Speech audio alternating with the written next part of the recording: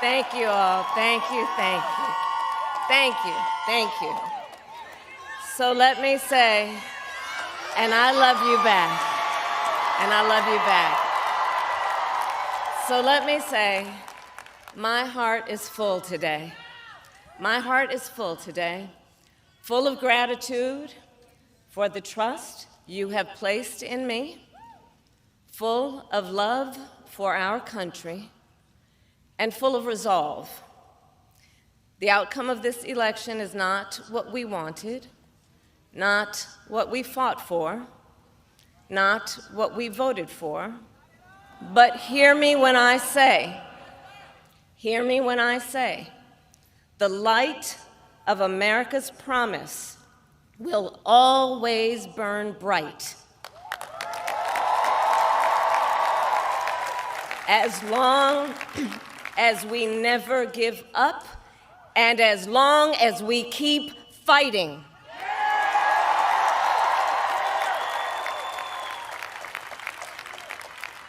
To my beloved Doug and our family, I love you so very much. To President Biden and Dr. Biden, thank you for your faith and support. To Governor Walz and the Walz family, I know your service to our nation will continue.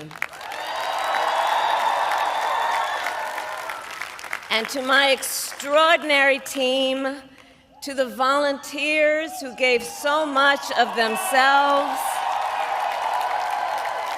to the poll workers and the local election officials,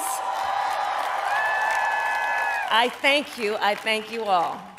Look, I am so proud of the race we ran, and the way we ran it.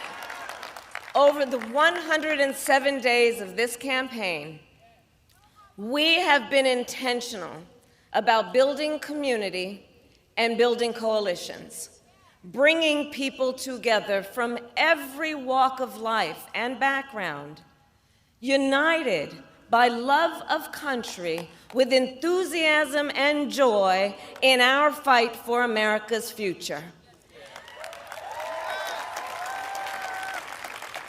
And we did it with the knowledge that we all have so much more in common than what separates us. Now, I know folks are feeling and experiencing a range of emotions right now. I get it.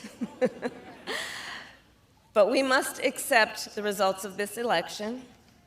Earlier today, I spoke with President-elect Trump and congratulated him on his victory. I also told him that we will help him and his team with their transition, and that we will engage in a peaceful transfer of power.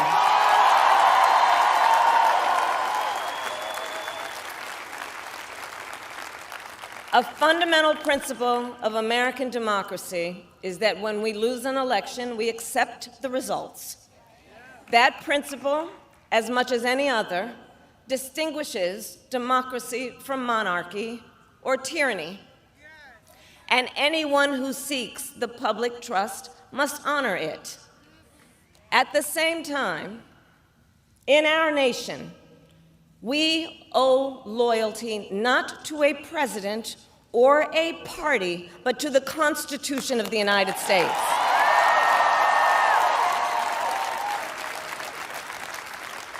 And loyalty to our conscience and to our God.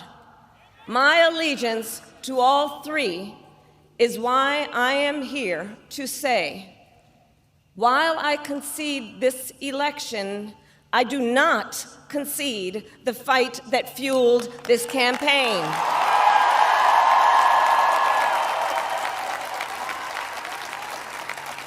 The fight for freedom, for opportunity, for fairness, and the dignity of all people.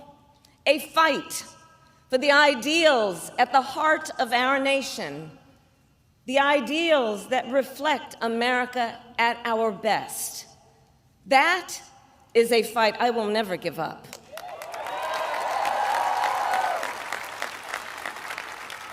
I will never give up the fight for a future where Americans can pursue their dreams, ambitions, and aspirations, where the women of America have the freedom to make decisions about their own body and not have their government telling them what to do.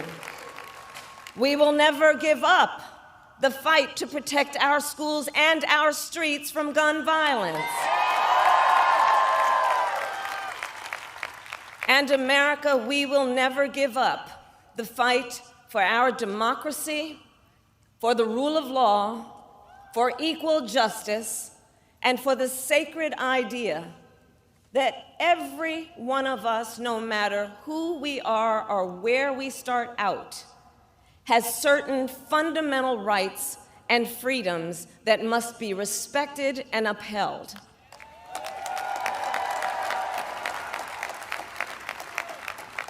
And we will continue to wage this fight in the voting booth, in the courts, and in the public square. And we will also wage it in quieter ways, in how we live our lives, by treating one another with kindness and respect, by looking in the face of a stranger and seeing a neighbor, by always using our strength to lift people up, to fight for the dignity that all people deserve. The fight for our freedom will take hard work, but like I always say, we like hard work. Hard work is good work. Hard work can be joyful work. And the fight for our country is always worth it. It is always worth it.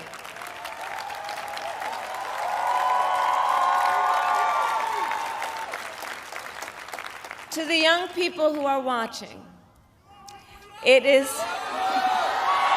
I love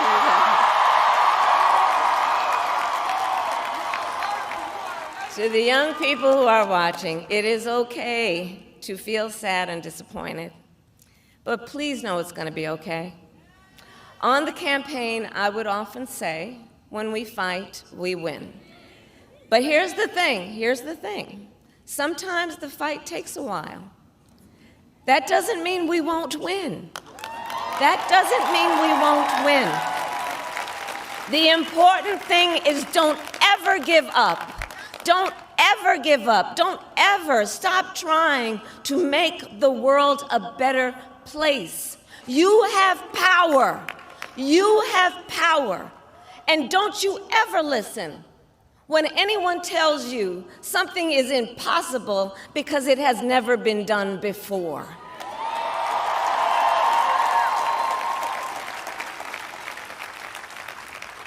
You have the capacity to do extraordinary good in the world. And so to everyone who is watching, do not despair. This is not a time to throw up our hands. This is a time to roll up our sleeves. This is a time to organize, to mobilize, and to stay engaged for the sake of freedom and justice and the future that we all know we can build together. Look, many of you know I started out as a prosecutor, and throughout my career, I saw people at some of the worst times in their lives. People who had suffered great harm and great pain, and yet found within themselves the strength and the courage and the resolve to take the stand, to take a stand, to fight for justice, to fight for themselves, to fight for others. So let their courage be our inspiration. Let their determination be our charge. And I'll close with this.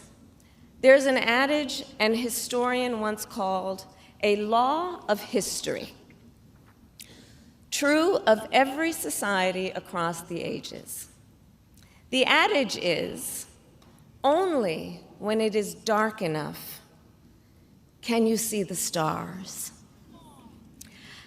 I know many people feel like we are entering a dark time, but for the benefit of us all, I hope that is not the case. But here's the thing, America, if it is, let us fill the sky with the light of a brilliant, brilliant billion of stars. The light of optimism, of faith, of truth, and service.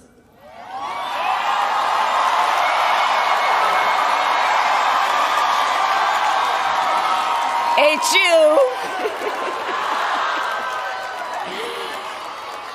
And may that work guide us, even in the face of setbacks, toward the extraordinary promise of the United States of America. I thank you all. May God bless you, and may God bless the United States of America. I thank you all.